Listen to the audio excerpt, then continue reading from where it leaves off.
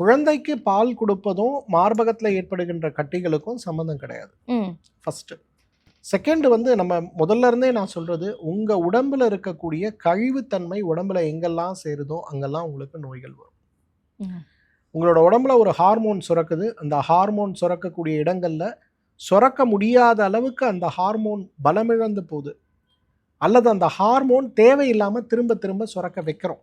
அப்போ நமக்கு அது கட்டிகளாக மாறுறதுக்கு வாய்ப்பு இருக்குது.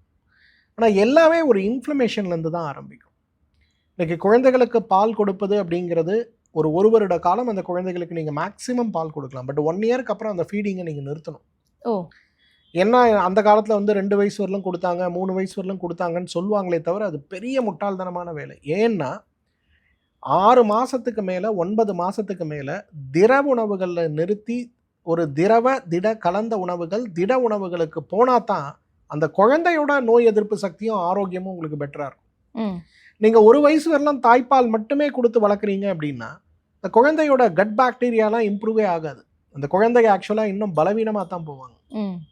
அதே போல் உங்கள் உடம்புல இருக்கக்கூடிய ஹார்மோன்கள் தான் உங்களுக்கு தாய்ப்பாலை சுரக்க வைக்குமே தவிர நீங்கள் பால் கொடுக்கறதுனால உங்களுக்கு தாய்ப்பால் சுரக்காது. அப்படி பார்த்தா இன்றைக்கு பெரும்பாலான பெண்கள் லாக்டோஜன் போன்ற அந்த செயற்கையான பால் வாங்க வேண்டிய அவசியமே கிடையாது. ஸோ உடம்புல உங்களுக்கு ஆரோக்கியம் நல்லா இருக்குன்னா தாய்ப்பால் சுரப்பு 2 வயசு வரலும் குழந்தைக்கு பால் கொடுக்கக்கூடிய அளவுக்கு தாய்ப்பால் சுரக்கும். ஆனால் உங்கள் உடம்புல பலம் இல்லைன்னா குழந்தை பிறந்த 30வது நாளே உங்களுக்கு தாய்ப்பால் சுரப்பு நின்று போய் விடுவதை நம்ம பார்க்குறோம். ஸோ இது எல்லாமே கனெக்டட். ஸோ தாய்ப்பால் நீங்கள் 2 வயது வரலும் கொடுக்கறதுனால உங்களுக்கு கட்டிகள் வருதா, மார்பக புற்றுநோய் வருதா? நிச்சயமாக கிடையாது. மார்பக புற்றுநோய் வரத்துக்கான காரணிகள் நம்மளுடைய வாழ்வியல் முறையில், உடலியலில், பாரம்பரிய முறையில், ஜெனட்டிக்காக என்ன இருக்கோ அதுதான் கட்டிகளை உருவாக்குமே தவிர மற்றது உருவாக்காது. Okay sir.